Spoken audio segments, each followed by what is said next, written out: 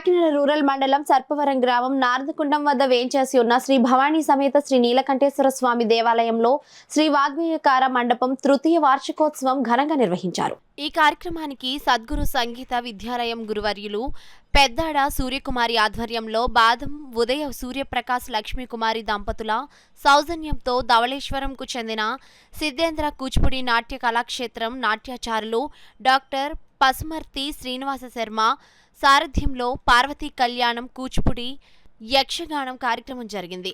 కార్యక్రమాన్ని నాట్యాచార్యుడు డాక్టర్ పసుమర్తి శ్రీనివాస్ శర్మ, పెద్దాడ సూర్యకుమారిలు జ్యోతి ప్రజ్వలన చేసి పూజా కార్యక్రమం నిర్వహించి కార్యక్రమాన్ని ప్రారంభించారు. ఆద్యాంతం డాక్టర్ శ్రీనివాస శర్మ ఆధ్వర్యంలో ఆయన శిష్య బృందం ప్రదర్శించిన పార్వతీ కళ్యాణం యక్షగానం అందరినీ విశేషంగా అలరించింది. నమస్కారము.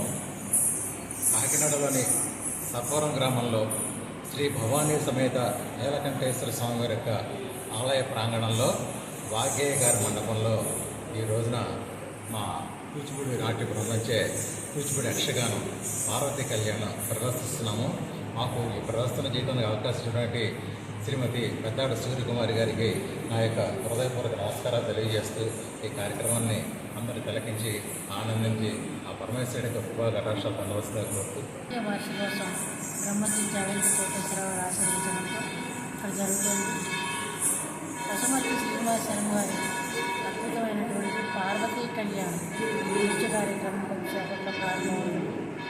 ఈ కార్యక్రమానికి శ్రీనివాస శర్మ గారు వచ్చి ఇక్కడ వచ్చినందుకు మేము కృతజ్ఞతలు తెలియజేసుకుంటున్నాం.